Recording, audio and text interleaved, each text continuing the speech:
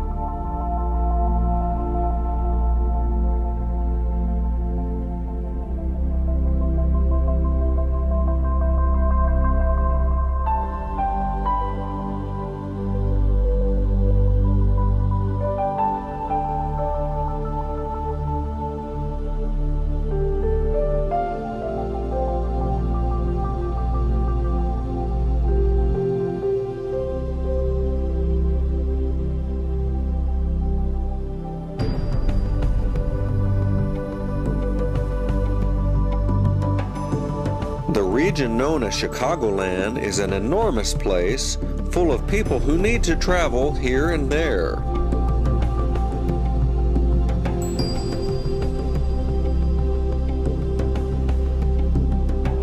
Over the course of decades, the residents of Chicagoland have depended on their fleet of regional trains to get them where they want to go.